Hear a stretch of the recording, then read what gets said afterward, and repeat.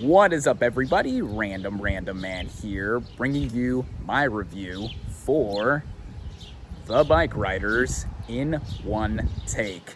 Now, for those wondering why I am doing this video outside and in one take, if you saw my review for Inside Out 2, there will be a link to that video at the end of this video if you want to watch it. I did a quick-ish out of the theater reaction to that movie, literally walking home from the theater, and it was suggested to me that I should do the same for this review. And here I am outside again, but I'm in my backyard just walking around, stepping on branches, basically, and it's not as hot as it was last Tuesday when I saw Inside Out 2. Ooh, the sun's in my eyes. Woo! Right now it's mid to high 70s, as it is all day. It was into the 90s last week. But yeah, it's a lot nicer. And as you can see, the sun is coming and going across this video. But no matter, I'll just carry on with the video. So, The Bikeriders. This is a crime drama, and it's the latest film written and directed by Jeff Nichols, who's a filmmaker that I do quite enjoy. And he is the main reason, on top of the three main players of the cast, that I did want to go and see this movie.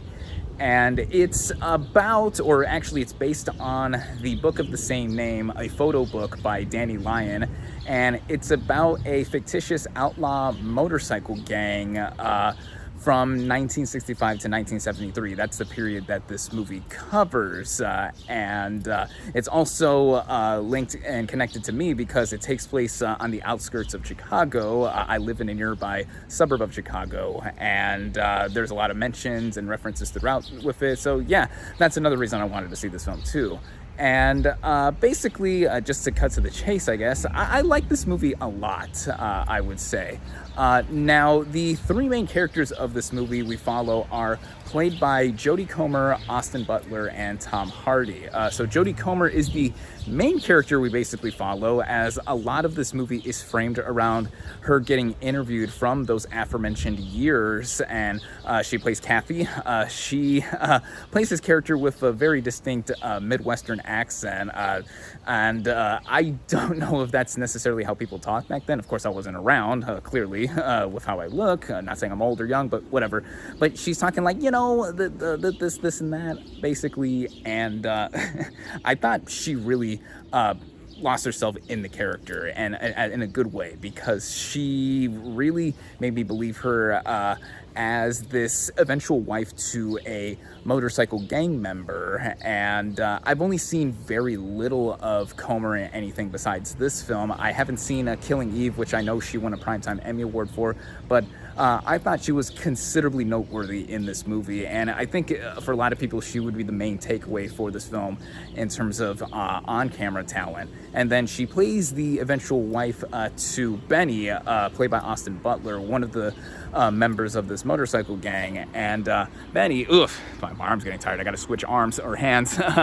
And he reminded me a lot of having some James Dean edge to this character, where he loves biking, like, you know, he really is into this gang that he's in, and you know, Butler, he's just coming off this here, playing one of the villains in Dune Part 2, and here having someone who is more of an edgier figure, more grounded in reality. Not saying his character in Dune Part 2 wasn't edgy, but him also putting on a voice. I mean, a lot of people have made note of that ever since he played Elvis a couple years ago and such. And let me switch hands here. There we go.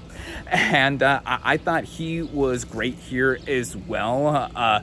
We also have Tom Hardy as Johnny. He is the leader of this motorcycle gang. And with Tom Hardy, he is one of the kings of character acting, I think, right now in on-screen media. You just never know what you're going to get with Tom Hardy, and I think that's a good thing with the voice and accent that he does here too. He literally, as a character, it's shown in the film, he is modeled after Marlon Brando in the Wild One, and I thought that was a good comparison even outside of the literal on-screen reference here, because of how rugged that character is. He's the leader of this gang that started out as a motorcycle club where they were just racing motorcycles, but then they just wanted to form together and talk about motorcycles some more and all that.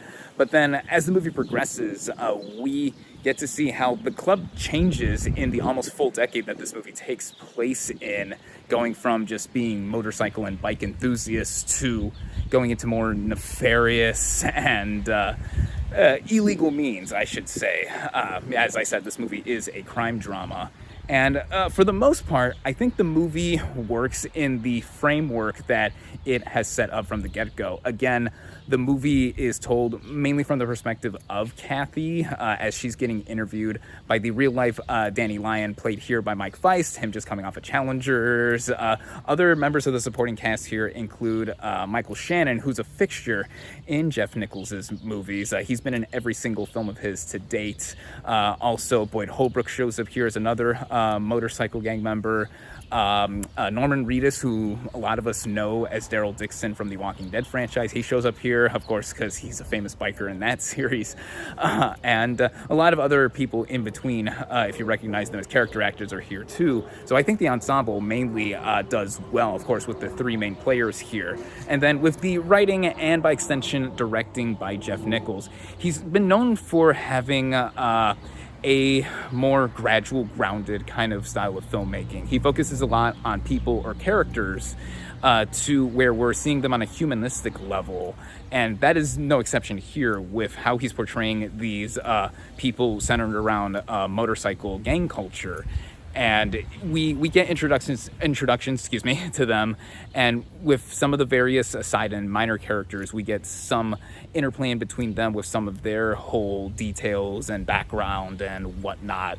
And with the main three players that we follow, though, yeah, they go through different arcs. And we see the relationship between Kathy and Benny, for example. I mean, they fell for each other pretty quickly. They got married 5 weeks after first meeting. And then Johnny, he is someone who has clearly been through quite a bit and has been with this gang for a while, and it's just so ingrained in the culture too. Same with Benny, of course, because all he likes to do is ride, but then stuff happens later on that I don't want to give away. And Nichols, I think, is able to fly. That's why I'm doing this. Nichols, I think, is able to frame this in a way that is very accessible. Not saying his other movies aren't accessible. His 4 prior movies I have seen. I have not seen his directorial debut, Shotgun Stories, but I've seen Take Shelter, which I quite liked. Mud is my personal favorite film of his, and I think that is his most accessible feature to date. And then 2016 brought the 1-2 punch of Midnight Special and Loving, both of which I liked a lot too. And with this movie, as I said at the top, I liked a lot as well. A lot of it just had to do with just being in the atmosphere of this motorcycle gang culture and just being in the setting, like I said, on the outskirts of Chicago or in the Chicagoland suburban area or just all around in between. And, there's mention of a lot of locations that I recognize or that I have been to. I believe this film takes place mainly in McCook, so that's not too far from where I am. And with also how the movie just looks on a technical level. It has costume and production design that I think fits right out of the 1960s to the 1970s. Speaking of that aforementioned era, I mean, look at my shirt. These guys right here with the Beatles. No Beatles tracks were played from what I remember, but I did like the music here that was composed by David Wingo, I believe, and then also the recognizable licensed tracks from the respective era the movie takes place in. And then as it moves along, yeah, we get to see changes with how these characters are affected by, the Vietnam War is going on in the background, for example. Then members come and go with the younger members dividing up the gang. A lot of stuff like that goes in between. And I think that is what makes the movie very engaging for me. I was never bored, but I can see people not being so into it because a lot of it is just people sitting around and talking. There's some violence or spurts of brawls here and there. Like, for example, the moments where Tom Hardy's Johnny character gets challenged for leadership, but there's also just moments of real character-driven turmoil internally, I would say, and then everything that is explained with what happens to certain characters too. I think that keeps the movie going. It runs at just under 2 hours in length, and I would say that I only felt it towards the end because it was obvious the movie was wrapping up, and there's certain beats that the movie was trying to get across and just explain by the end of everything, because how it jumps from the beginning to the end. And what I would say overall with the movie, I'd say that Jeff Nichols here has made a part hangout. A lot of it feels like a hangout movie because a lot of scenes we are just sitting and hanging with these guys while they're drinking, talking motorcycles or smack or whatever. I'd say this is a part hangout / historical homage to core cultures clashing, and the two cultures are, of course, the crime that eventually sets in by the end of the movie because of what these guys do, and just the main motorcycle culture that we're seeing displayed all around as well. And yeah, not too many qualms, I would say. Again, I think by the end I was feeling the running time, and you know, the movie could have tightened things up here and there with certain beats and moments with characters because they were already pretty clear cut by certain points. But in any sense, I think that this is a solid effort. This is a strong film, and in comparison to what I've seen with Jeff Nichols' filmography, Mud is still my favorite film of his, but I think this is worth watching a venture to add on to his repertoire of films, and he remains a filmmaker that I think is noteworthy on the indie scene. I do recall that this movie premiered on the festival circuit last year. It was given to one studio bought the rights, but then they gave up on it and another one got it, and then the same studio, speaking of, are distributing another movie this year that I'm really hyping up. Before this movie started playing, the trailer for Robert Eggers' Nosferatu played. It leaked last week, but I did hear that it was exclusively going to be playing in front of screenings for the Bikeriders, and that is my most anticipated movie for the second half of the year, rest of the year, whatever. I mean, oof, I'm super excited because the original film, the first unauthorized adaptation of Dracula, is one of my favorite films from that era, German Expressionism and all that good stuff from earlier parts of filmmaking. And yeah, that I am highly anticipating. And with this film, The Bikeriders, back to The Bikeriders, yeah, I, again, really liked it. I would definitely recommend it. And my final verdict for The Bikeriders is 4 out of 5 stars. And there you have it. Thank you all, as always, for watching. Be sure to like this video, comment on what you thought of The Bikeriders, social media links in the description, subscribe to my channel for more, and I'll catch you on the next movie review.